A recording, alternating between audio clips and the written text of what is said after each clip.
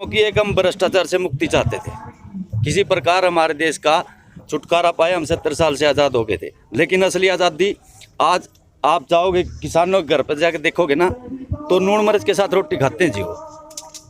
मान ले सरकार क्या कहती है कि 8,500 रुपये 8500 रुपये सालाना इनकम दे रखी है किसान की एक महीने की, तो उसके बाद अगर मान ले कोई भी न्यूनतम श्रमिक वेतन भी देख लो, वो भी उससे ज़्यादा है। जिसमें किसान परिवार है वो कम से कम 5 या 7 फैमिली मेम्बर होते हैं। उनकी तरफ तो देखो, कम से कम भाव फसल का हमें पूरा नहीं मिल पाता।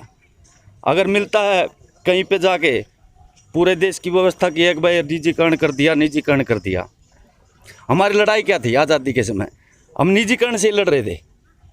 मान ले लोकतंत्र अगर राष्ट्रीयकरण होगा तो हमको सुविधा मिलेंगी, अगर कोई कंपनी आ गई वो तो अपने अनुरूप चलेगी। तो ये हमारे मजदूर भाई, किसान भाई, व्यापारी भाई जितने भी हैं ना, तो उनको सोचने की ज़रूरत है। देश दूसरी दिशा में जा रहा है। मान ले थोड़ा माइंड पे विचार रखेंगे, सभी ने वोट दिया है, 330 सीट ऐसे नहीं आती। देश पूरा उनकी तरफ था, एक आस थी अगर भाई ये तो कृष्ण की तरह कुछ लीला करेंगे। लेकिन जो रिकॉर्ड आते हैं, जिनकी भी मान ले जो एजेंसी हैं सर्वे करती हैं, हम बांग्लादेश और पाकिस्तान से पिछड़ चुके हैं। करनाल टोल प्लाजा पर 28 अगस्त को लाठीचार्ज होता है, किस प्रकार से देखते हैं उसको? देखो, एक ये मान ले किसी भी चीज़ को अगर लट से हम मनाना चाहेंगे तो ये लोकतंत्र की हत्या है, सरासर हत्या है ये। मैं तो एक मीडिया चैनल वालों को जो भी सपोर्ट कर रहे हैं, गोदी मीडिया जिसे बोलते हैं, मान ले चौथा स्तंभ होता था ये, अगर ये स्तंभ गिर जाएगा तो हम फिर से गुलामी की तरफ बढ़ रहे हैं।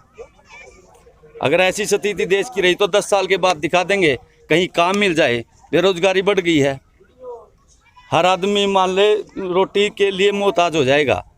गैस सिलेंडर लगा लो आप, डीजल पेट्रोल की महंगाई लगा लो, कोई लगाम लगाने कोई अच्छी बात भी करता है ना, तो उसको वहीं जबान उसकी बंद कर दी जाती है। सबसे महंगाई इतनी बढ़ गई है, पेट्रोल के रेट भी 100 को छूने को है, सब्जियां हर चीज महंगी हो गई जी। कैसे देखते हो महंगाई? देखो, मान ले बेरोजगारी नहीं होगी, पैसा जेब में है नहीं, तो मान लो रसोई कैसे चलाएगा? ऊपर से हर चीज़ महंगी हो जाएगी, तो नेचुरल बात है, मान लो अफरा तफरी मचेगी, गुंडागर्दी होएगी, लूट खसोट होएगी। जो स्थिति देश की चाहिए थी ना, वो नहीं हुई। यहाँ हमें सुचारू रूप से सब कुछ अच्छा लगा। कुरुक्षेत्र हमारी बिल्कुल पवित्र पूरे विश्व में प्रसिद्ध भूमि है, जहाँ महाभारत तो श्री कृष्ण जी ने अपनी लीला रची, द्रौपदी का खप्पर और कृष्ण का चक्कर चला। तो वही स्थिति आज देश में दोबारा आने जा रही है, क्योंकि जो मान ले यही सोचते हैं कि ना ये उधर है, ये उधर है। अगर मान ले जहाँ मन की बात होगी, काम की बात ना होगी, मान लेते कि हिंदू मुसलमान को लड़ा दिया जाए, जाट नॉन जाट को, पटेल नॉन पटेल को लड़ा दिया जाए। देखो, हमारा देश जाग चुका है, 2 बार बहुमत दिया है। पहले अल्पमत में सरकार आती थी, क्योंकि 1 मिनट लगता है। मान ले समझदार काफ़ी पढ़ा लिखा हमारा समाज हो गया, अगर मान ले काम ना कर पाए तो देखो देश क्या करता है आगे। प्रधानमंत्री का जन्मदिन है आज, कुछ कहना चाहेंगे? और पहली बात तो प्रधानमंत्री जी को जन्मदिन की मुबारकबाद देना चाहूँगा। एक किसान होने के नाते उसको मैं तो उनको 1000 वर्ष तक जिए, लेकिन देश के बारे और किसान के बारे में हाथ जोड़ के विनती है, थोड़ा विचार करें। महिपाल नंबरदार। जैसा कि आप सब देख रहे हैं, यहाँ पर हमारे साथ काफ़ी दर्शक जुड़ चुके हैं। हम लोगों का धन्यवाद करना चाहेंगे उनके रिव्यू के लिए। आइए अब और लोगों से जुड़ते हैं और उनसे बात करते हैं। सर, आप कुरुक्षेत्र से ही हैं? हाँ जी। ओके, आप यहाँ की व्यवस्थाओं के बारे में क्या बात करना चाहेंगे? मैं यहाँ के रोड की व्यवस्थाओं के बारे में कहना चाह रहा हूँ कि जो सिटीज़ के रोड हैं वो पूरी तरह से टूट चुके हैं। सारे सिटीज़ के जो बाईपास रोड हैं वो भी काफ़ी ख़राब हो चुके हैं। आपको सबसे ज़्यादा समस्या रोडों की लग रही है? आपको क्या कदम उठाने चाहिए कि रोडों की समस्या? सरकार को मेंटेनेंस करवाना चाहिए रोड का टाइम टू टाइम, और क्या, और पानी की निकासी अच्छे से हो ताकि रोड जल्दी टूटे ना।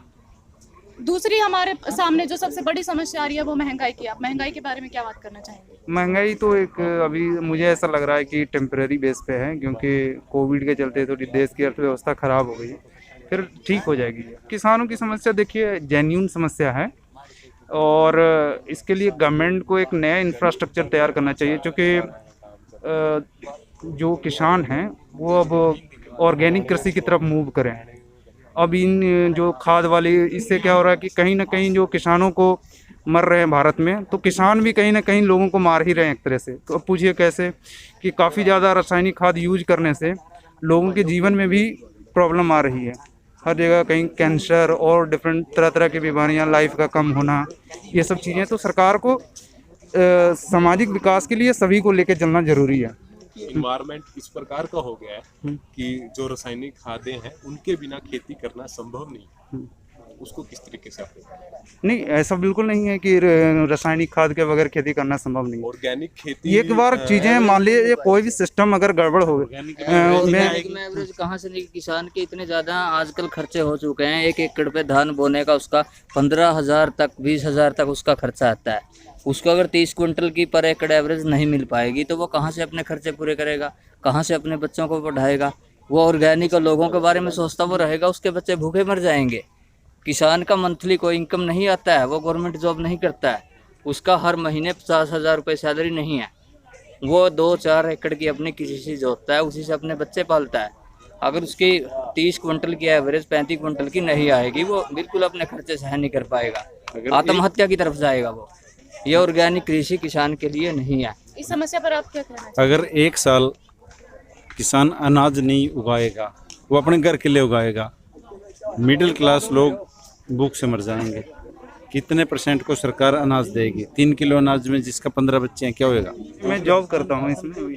तो आपके सामने किसान भी हैं, कैसे देखते हो इस समस्या को? किसानों ने भी अपनी बात रखी। नहीं, किसानों की समस्या मैं तो कह रहा हूँ जेन्युइन समस्या है, और ये चीज़ें एक दिन में नहीं आएगी।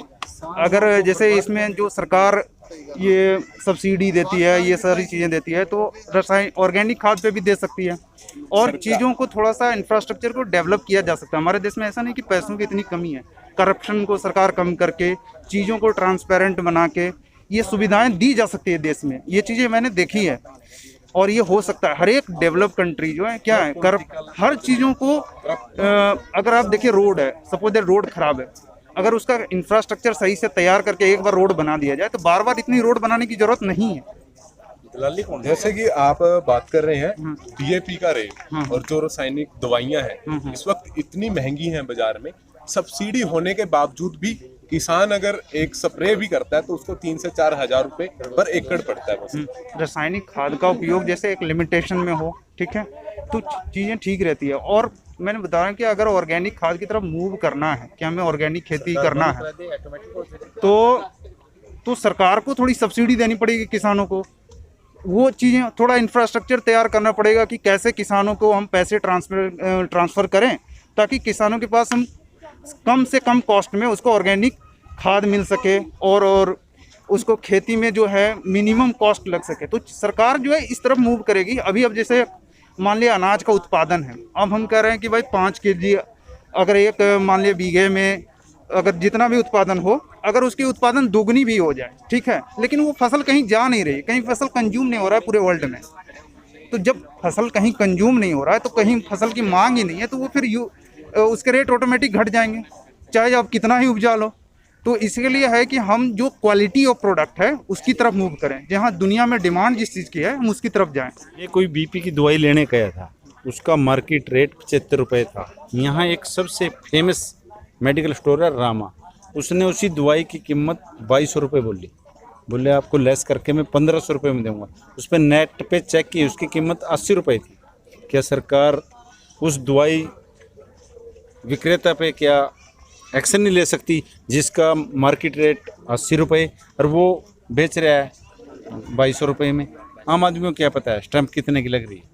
ये चाहिए सरकार को। नहीं, ये सर इससे काम नहीं बनेगा। देखिए 6,000 रुपये की रकम कोई ज़्यादा बड़ी नहीं होती। 6,000 रुपये का तो किसान का शुरुआती दौर में ही मतलब कि 1 एकड़ का खर्चा है जो स्टार्टिंग करता है, वो जुताई का ही खर्चा है। वो इसको थोड़ा बढ़ाइए, सरकार से रिक्वेस्ट है। ये दीप शर्मा जी, मेरा डिस्ट्रिक्ट कैथल पड़ता है, कैथल से 15 किलोमीटर मेरा गाँव है। मैं डिस्ट्रिक्ट सीतापुर UP के अंदर खेती करता हूँ, 5-6 साल से वहीं पर कृषि कर रहा हूँ।